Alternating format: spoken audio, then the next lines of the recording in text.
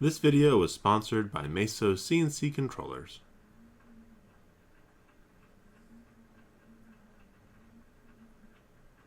Alright, so today we're working on an original twin mill from 1969. This one was sent in by a subscriber named Brandon. When I first got it, I thought it was an enamel version, but actually it seems to have been painted at some point and was originally a rose Spectraflame color. Mattel had made several shell promotional cars in 1973. The twin mill was one of the cars made for this promotional, and it was also painted in red enamel, among other colors. However, the base was not painted on these versions. Opening the car up, I can be certain that this is indeed a Spectraflame car due to all the zinc plating on the inside. The internal plastic is in good shape, and so is the windshield. The two engines show a lot of wear typical of this car. Kids would drag the car across the carpet wearing off the chrome plating. This is one of the few cars that has a painted base. As such, I need to remove the wheels before I can remove the paint. To do this, I use a pair of sprue cutters to cut through the brittle plastic. Typically the wheels shatter and then can be removed from the bearing with ease. This is done because pulling the wheels off can sometimes pull the bearing off the axle instead of the wheel off the bearing. This is especially important to keep in mind for this car as it has crimped in non-removable axles. So if you ruin the bearing, you pretty much ruin the entire base. Since the axles are non-removable, I'll need to reposition the bearings or tape them so that the paint remover will not harm them. I believe the bearings are made of Delrin and may be chemical resistant to the paint remover. However, I'm not really willing to test this hypothesis, so I'll protect them from the paint remover. As an added layer of protection, I'll apply the aircraft paint remover with a disposable paintbrush. This way I can be certain that none of the paint remover will come in contact with the bearings. For the upper body, I'll spray and remove the paint as I normally would. Once I'm done, I'll thoroughly wash the base and the body and then go over it with a metal pick to remove any stubborn paint that did not wash away. Next, I'll go over the body with some 000 steel wool to be sure any paint residue that I might not see is also removed. Now that the body and base have all the paint removed, I can go ahead and remove the metal oxidation. Here you can see the oxidation as a gray haze on the metal. This is difficult to remove with steel wool. It's made up of aluminum oxides, which is what grinding wheels are made of. So instead of sanding it off, I'll chemically remove it with my electro-polishing setup, which removes it in seconds, leaving a nice and clean surface devoid of oxides. Now I'm going to start working on fixing the different metal imperfections, like these pits that are from the car being slammed into something. To remove them, I'll sand them out with this emery board. These are indispensable for this hobby as they have the perfect coarse side for fast metal removal and a fine side for cleaning up the sanding lines.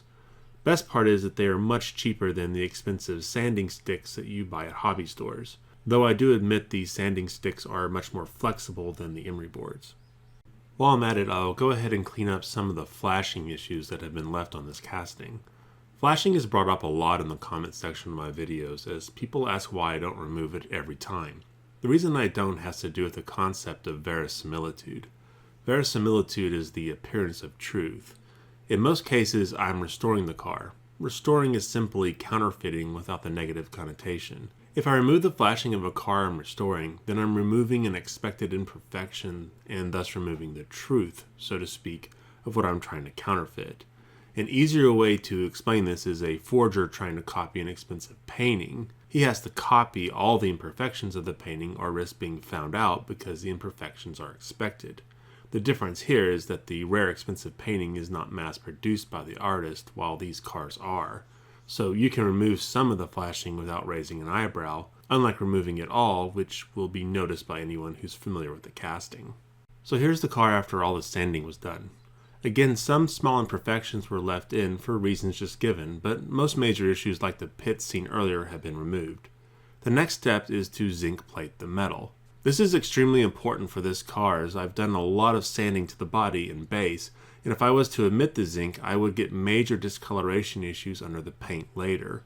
These discoloration issues are created due to the zinc metal being a brighter metal than the Zamac metal the casting is made from. Applying paint magnifies the contrast of the two metals, making the Zamac look like a dark blotch under the paint. By zinc plating the body and base, I'm normalizing the brightness of the metal. Since I have done quite a bit of sanding to this car, I'll need to zinc plate it several times, 5 times here to be sure that all the Zamac metal is completely covered in zinc. If you're interested in the zinc plating process, I have a dedicated video on the subject that I'll link to below. Here the car is after the last plating layer has been applied. Next I'll need to give the car a light polish. Now, normally I don't polish the cars anymore. Again, this has to do with verisimilitude. The cars were not polished when Mattel made them, and polished cars stand out in a group of vintage originals. I'm making an exception for this car because, well, it's not a very expensive car, and it has a body style that goes really well with a polished look. But again, this would stand out amongst its vintage peers. Brendan asked for the car to be put back to its original color, so I'll give it 4 coats of rose Spectraflame paint from the Redline shop, and then set the car aside for 24 hours of cure time. Rose is a great color, but I find that my camera has some issues getting it right, as it seems to have a tad purple shade to it in the video. This doesn't show up when I'm just looking at the car. While the paint was curing, I went ahead and started working on the other parts of the car. The engines are extremely worn down, but I thought I would go ahead and go over them with the chrome pin to see if that would fix them up. I went over the engine with the pin and then set them aside to dry for 24 hours. The windshield is in rather nice shape. There is a small amount of red paint on it that I'll need to take care of, but the plastic itself just needs a good cleaning and polish to get it to its former glory. Since the paint was not that thick, I was able to just polish it off. Now I'll go ahead and put on the new repo wheels. The best way I found to do this is by using the axle bending tool between the base and the bearing. This supports the axle and keeps me from accidentally bending it, and also keeps the bearing from being pushed down the axle by the wheel. The axles on this car are extremely bent, and I decided to bend them straight before I put on the wheels. However, I typically find that I need to go back and fine-tune everything after the wheels have been put on. So at this point I thought I was pretty much done and just needed to put the car back together. However, once I did that, I started looking at the engines and was very disappointed in how they looked. The chrome pin is a great tool, but in this case I felt I was relying on it too much to cover up the dark worn out areas. So I started thinking about how I could fix this when it occurred to me that the modern twin mill is a very close copy of the vintage one. Instead of fixing the old engines, I started wondering if I could replace them instead. The first thing I would need to do is crack open a modern twin mill and see if the proportions are anything like the vintage one. Looking at the base of the modern car, you can see that it has the original 1969 copyright date on it. This is a good sign that the cars might be somewhat compatible. Since we're talking about the dates on the bottom of the cars, I should note that these dates are copyright dates for the molds. Manufacturing dates are not placed on the castings and are instead placed on the packaging. Specifically, it's on the back of the card at the very top. It's made up of a letter-number combination that will give you the year and the week that the car was produced. Once you remove the car from the packaging, there's no way to get the exact date it was made from the car other than the rough estimate based on the paint scheme used. Mattel made the twin mill from 1969 to 1971, but all of them will show a 1968 date on the bottom of the car. Everything seems to have the correct proportions, but Mattel's made some changes over the years to the interior. Specifically, it's attached the interior plastic to the engines. This definitely will lower cost and help in putting the car together, but it also means the interior will always be chrome or whatever color the engines are. Mattel does this a lot now. Another example that just pops in my mind is the 55 Bel Air Gasser.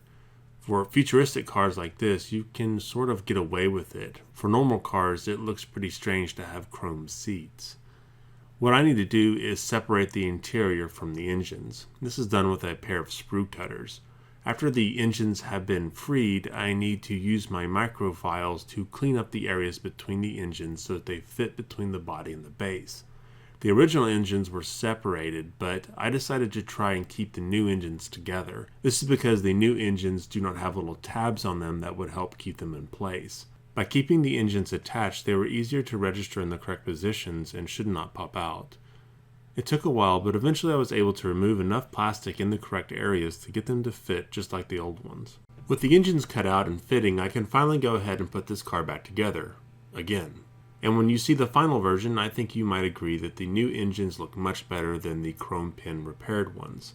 That being said, I'll keep the old ones just in case Brandon wants to return it to its original condition.